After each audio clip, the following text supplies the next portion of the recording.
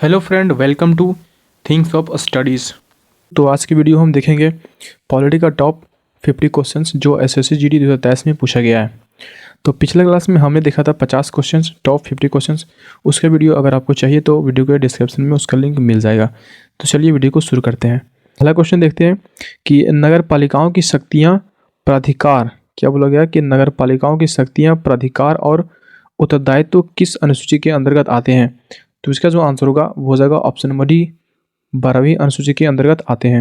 अगला क्वेश्चन, भारतीय संविधान की अनुसूची, ठीक है, भारतीय संविधान की 7वीं अनुसूची किससे संबंधित है। तो 7वीं अनुसूची किससे संबंधित है, तो इसका जो आंसर होगा वो हो जाएगा ऑप्शन नंबर सी, केंद्र और राज्यों के बीच की शक्तियाँ के विभाजन से संबंधित है। तो यहाँ पे हम देखते हैं अगला क्वेश्चन कि भारतीय संविधान की किस अनुसूची में भारतीय गणराज्य की भाषाएं सम्मिलित हैं।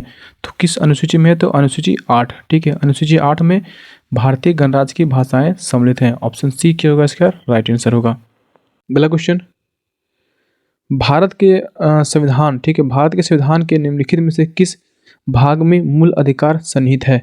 तो किस भाग में मूल अधिकार सन्निहित है, तो इसका जो आंसर होगा वो होगा ऑप्शन नंबर ये, भाग 3 में। किसमें, भाग 3 में मूल अधिकार जो है वो सन्निहित है, ठीक है।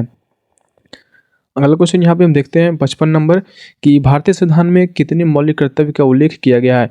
तो भारतीय संविधान में कितने मौलिक कर्तव्य का उल्लेख किया गया है, तो इसका जो आंसर होगा वो हो जाएगा ऑप्शन नंबर सी, 11 मौलिक कर्तव्य का उल्लेख किया गया है। अगला क्वेश्चन यहाँ पे हम देखते हैं कि निम्नलिखित में से कौन सा कर्तव्य, ठीक है, निम्नलिखित में से कौन सा कर्तव्य भारतीय संविधान में 42वें संशोधन द्वारा नहीं जोड़ा गया था। तो इसका जो आंसर होगा वो हो जाएगा ऑप्शन नंबर बी, 6 से 14 वर्ष की आयु के बीच के बच्चों का प्रतिपालक को शिक्षा के अवसर प्रदान करना। तो ऑप्शन बी इसका क्या होगा, राइट आंसर होगा। अगला क्वेश्चन देखते हैं कि किस भारतीय प्रधानमंत्री के कार्यकाल में, ठीक है, किस भारतीय प्रधानमंत्री के कार्यकाल में भारतीय संविधान में मौलिक कर्तव्य को शामिल किया गया।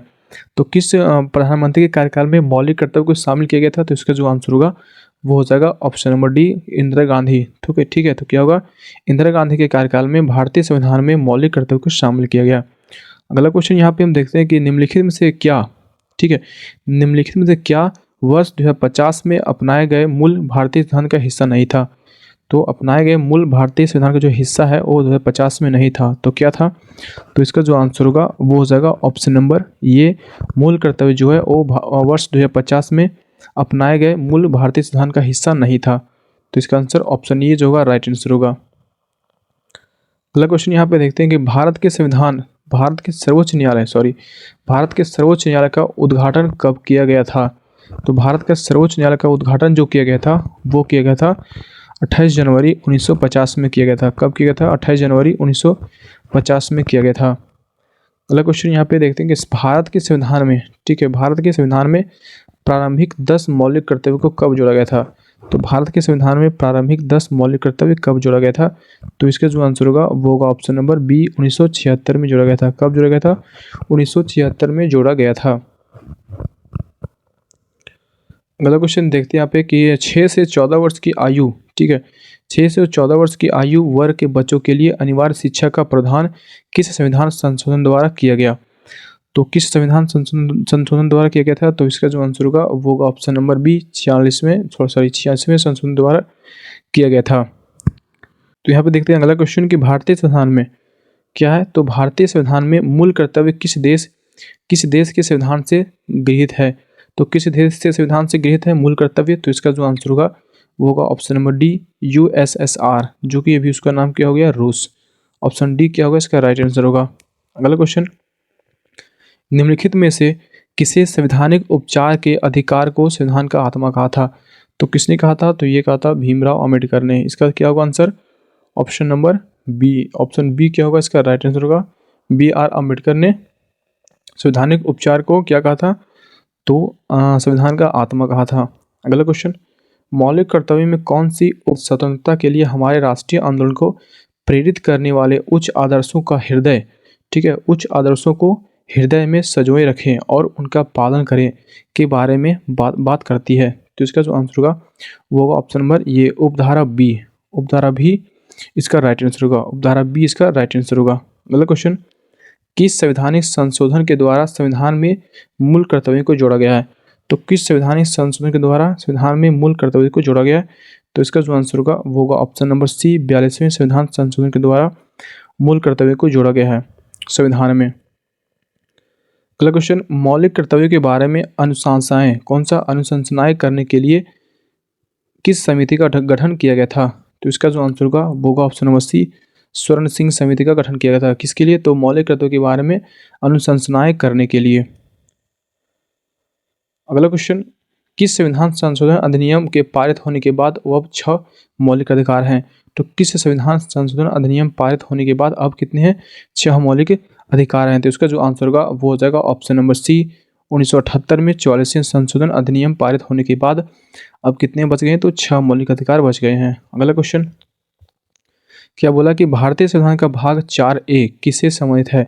तो भारतीय संविधान का 4A भाग जो है वो किससे संबंधित है? तो इसका जो आंसर होगा वो होगा मूल कर्तव्यों से संबंधित है। ऑप्शन सी इसका राइट आंसर होगा। अगला क्वेश्चन, भारतीय संविधान द्वारा कितने मूल अधिकार प्रदान किए गए हैं?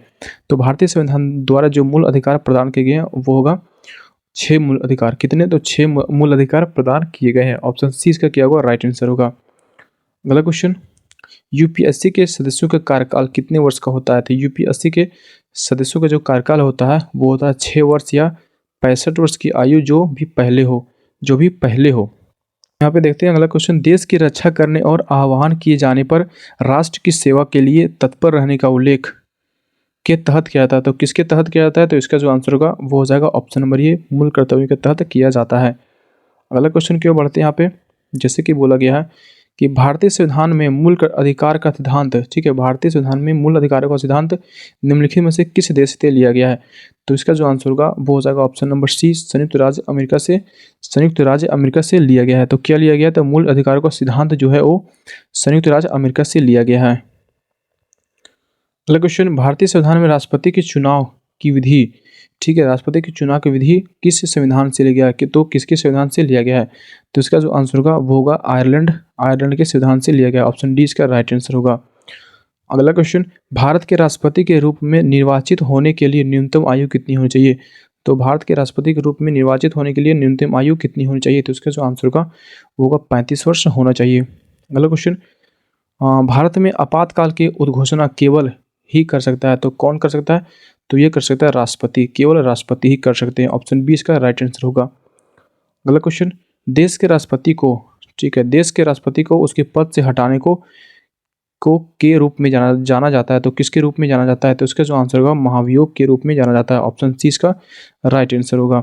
अगला क्वेश्चन देखते हैं कि भारत में मुख्य चुनाव आयुक्त की नियुक्ति कौन करता है? तो भारत में मुख्य चुनाव आयुक्त की नियुक्ति जो करता है वो करता है राष्ट्रपति। ऑप्शन बी किसका राइट आंसर होगा? क्या होगा? ऑप्शन बी इसका राइट आंसर होगा। अगला क्वेश्चन, राज्यपाल के बारे में निम्नलिखित में से कौन सा कथन सही नहीं है? तो राज्यपाल के बारे में यहाँ क्या बोला गया है कि कौन से कथन सही नहीं है? तो इसका जो आंसर होगा वो हो जाएगा ऑप्शन नंबर बी, उसके पास किसी भी व्यक्ति के मृत्युदंड क्षमा करने और प्रत्यलंबर करने या माफ करने की शक्ति नहीं होती है। बाकी सब शक्तियाँ उसके पास निहित होती हैं। केवल जो होती है वो मृत्युदंड को माफ नहीं कर सकता है, या प्रतिलंबन नहीं कर सकता, प्रतिलंबर जो करता है वो नहीं कर सकता है, या फिर किसी को माफ करने की शक्ति उसके पास नहीं होती है। ठीक है, इसका जो आंसर होगा ऑप्शन बी राइट आंसर होगा। अगला क्वेश्चन यहाँ पे देखते हैं कि किसी राज्य के राज्यपाल के सभी कार्यकारी कार्यों को के नाम से किया जाना अभिव्यक्त किया जाएगा। तो यहाँ पे बोला गया कि किसी राज्य के राज्यपाल के सभी कार्यकारी कार्यों को किसके नाम से किया जाना अभिव्यक्त किया जाएगा। तो किसके नाम से? तो इसका जो आंसर होगा वो हो जाएगा ऑप्शन नंबर सी, राज्यपाल के नाम से किया जाना अभिव्यक्त किया जाएगा। अगला क्वेश्चन यहाँ पे देखते हैं कि राज्य की कार्यपालिका की शक्ति के पास होती है। तो राज्य की कार्यपालिका की शक्ति किसके पास होती है? तो इसका जो आंसर होगा वो हो जाएगा, क्या होगा इसका आंसर? तो इसका आंसर होगा ऑप्शन नंबर बी, राज्यपाल के पास होती है। अगला क्वेश्चन देखते हैं कि भारत में किसके द्वारा मुख्यमंत्री का जो नियुक्ति किया जाता है वो किया जाता है राज्यपाल के द्वारा। ठीक है, ऑप्शन सी जो है किसका राइट आंसर होगा, राज्यपाल के द्वारा किया जाता है। अगला क्वेश्चन यहाँ पे देखते हैं कि भारत में संवैधानिक आपातकाल लगाने की अनुशंसा करने की शक्ति किसके पास होती है? तो ये जो शक्ति होती है वो होती है किसके पास? तो उस राज्य के राज्यपाल के पास होती है। ठीक है, राज्य के संवैधानिक आपातकाल लगाने की जो अनुशंसा करने की जो शक्ति होती है वो उस राज्य के राज्यपाल के पास होती है। ऑप्शन बी इसका क्या होगा? राइट आंसर होगा। क्या होगा? ऑप्शन बी राइट आंसर होगा। अगला क्वेश्चन, राज्यपाल की नियुक्ति किसके द्वारा की जाती है? तो राज्यपाल की नियुक्ति जो की जाती है वो की जाती है ऑप्शन बी राष्ट्रपति के द्वारा की जाती है। किसके द्वारा? तो राष्ट्रपति के द्वारा की जाती है। अगला क्वेश्चन, कौन सा अनुच्छेद राष्ट्रपति को किसी राज्य के राज्यपाल को एक निकटवर्ती संघ राज्य क्षेत्र के प्रशासक के रूप में नियुक्ति करने की अधिकृत करता है? ठीक है, तो इसका जो आंसर होगा वो हो जाएगा ऑप्शन नंबर ए अनुच्छेद 239(2). तो 239(2) क्या बोलता है कि यहाँ बोलता है कि राष्ट्रपति को, ठीक है, राष्ट्रपति को किसी राज्य के राज्यपाल को एक निकटवर्ती संघ राज्य क्षेत्र के प्रशासक के रूप में नियुक्ति करने के लिए अधिकृत करता है। अनुच्छेद 239(2). अगले पे देखते हैं अगला क्वेश्चन कि भारत में कानून बनाने का क्षेत्र, ठीक है, भारत में कानून बनाने के क्षेत्र में कोई विधेयक तब तक अधिनियम नहीं बन जाता जब तक कि उसे किसकी सहमति प्राप्त नहीं हो जाती? तो वो राष्ट्रपति की सहमति। ठीक है, ऑप्शन सी जो होगा राइट आंसर होगा, राष्ट्रपति की सहमति प्राप्त जब तक नहीं हो जाती। ठीक है, अगला क्वेश्चन यहाँ पे देखते हैं कि राज्य के राज्यपाल के रूप में नियुक्त होने के लिए न्यूनतम आयु कितनी होनी चाहिए? तो राज्यपाल के रूप में नियुक्त होने के लिए सबसे जो न्यूनतम आयु जो होगी वो कितना होना चाहिए? वो होना चाहिए 35 वर्ष। 86 का क्या होगा? ऑप्शन नंबर बी जो होगा इसका राइट आंसर होगा 35 वर्ष न्यूनतम होना चाहिए। यहाँ पे अगला क्वेश्चन देखते हैं, जैसे कि बोला गया है कि भारतीय संविधान में न्यायपालिका की स्वतंत्रता का प्रावधान निम्नलिखित में से किस देश के संविधान से लिया गया है? तो इसका जो आंसर होगा वो हो जाएगा ऑप्शन नंबर बी संयुक्त राज्य अमेरिका से लिया गया है। अगला क्वेश्चन, भारतीय संविधान की विशेषता, ठीक है, भारतीय संविधान की विशेषता संघवाद का केंद्रीकृत रूप जिसमें केंद्र के पास राज्यों से अधिक शक्तियाँ होती है किस मंडल पर आधारित है? किस मॉडल पर आधारित है? तो किस मॉडल पर आधारित है? तो इसका जो आंसर होगा वो हो जाएगा ऑप्शन नंबर ये, कौन है? तो कनाडाई मॉडल पर आधारित है। अगला क्वेश्चन की ओर बढ़ते हैं, जैसे देखते हैं यहाँ पे कि अंग्रेजों द्वारा पारित, ठीक है, अंग्रेजों द्वारा पारित निम्नलिखित में से किस अधिनियम ने भारतीयों को हथियार रखने की अनुमति नहीं दी थी? तो इसका जो आंसर होगा वो हो जाएगा option number C Arms Act 1878 जो है वो भारतीय को अधिक हथियार रखने की अनुमति नहीं दी। अगला क्वेश्चन की ओर बढ़ते हैं, क्या लिखा हुआ कि अप्रैल 2021 तक कितने राज्यों में विधान परिषद हैं? अप्रैल 2021 तक कितने राज्यों में विधान परिषद थे? तो इसका जो आंसर होगा वो होगा ऑप्शन बी 6 विधान परिषद थे। ठीक है, अप्रैल 2021 तक। उसके बाद अगला क्वेश्चन यहाँ पे देखते हैं कि राज्य विधायिका के, ठीक है, राज्य विधायिका के उच्च सदन को किसके रूप में जाना जाता है? तो वो राज्य के विधायिका के उच्च सदन को जाना जाता है ऑप्शन डी विधान परिषद के रूप में जाना जाता है। ठीक है, ऑप्शन डी जो इसका राइट आंसर होगा विधान परिषद के रूप में जाना जाता है। अगला क्वेश्चन, भारत में किस अधिनियम के अंतर्गत अंतरधर्म विवाह किए जाते हैं? तो इसका जो आंसर होगा वो हो जाएगा ऑप्शन बी विशेष विवाह अधिनियम। क्या होगा? विशेष विवाह अधिनियम के अंतर्गत अंतरधर्म विवाह किए जाते हैं। अगला क्वेश्चन की ओर बढ़ते हैं, यहाँ पे क्या लिखा हुआ कि स्वतंत्रता के बाद भारतीय संसद ने, ठीक है, स्वतंत्रता के बाद भारतीय संसद ने सामाजिक और आर्थिक नीति के उद्देश्य के रूप में समाज के स्वरूप को स्वीकार किया। तो किस स्वरूप को स्वीकार किया है? तो इसका जो आंसर होगा वो हो जाएगा ऑप्शन डी समाजवादी स्वरूप को स्वीकार किया है। तो किसके बाद? स्वतंत्रता के बाद भारतीय संसद ने, ठीक है, स्वतंत्रता के बाद भारतीय संसद ने सामाजिक आर्थिक नीति के उद्देश्य के रूप में समाज के समाजवादी स्वरूप को स्वीकार किया है। अगला क्वेश्चन यहाँ पे देखते हैं कि भारत के संविधान का कौन सा भाग भारत के सर्वोच्च न्यायालय की शक्तियाँ और कार्य प्रणालियों से संबंधित है? तो इसका जो आंसर होगा वो हो जाएगा ऑप्शन नंबर बी भाग 5। ठीक है, भाग 5 जो है भारत के सर्वोच्च न्यायालय और शक्तियों और कार्य प्रणालियों से संबंधित है।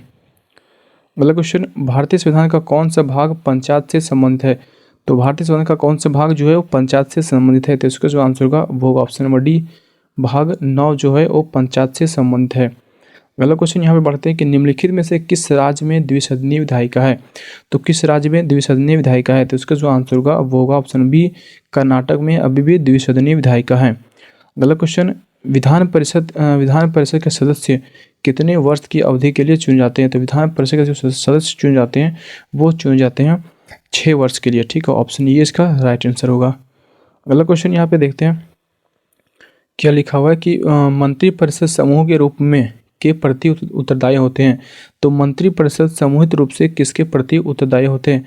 तो इसका जो आंसर होगा वो हो जाएगा ऑप्शन नंबर ये लोकसभा के प्रति उत्तरदायी होती हैं। किसके प्रति? तो लोकसभा के प्रति उत्तरदायित्व होते हैं। अगला क्वेश्चन, यहाँ पे देखते हैं कि भारतीय संविधान के 101वें संविधान संशोधन अधिनियम ने किस प्रणाली की शुरुआत की। तो इसका जो आंसर होगा वो होगा ऑप्शन बी, एक देश और एक कर।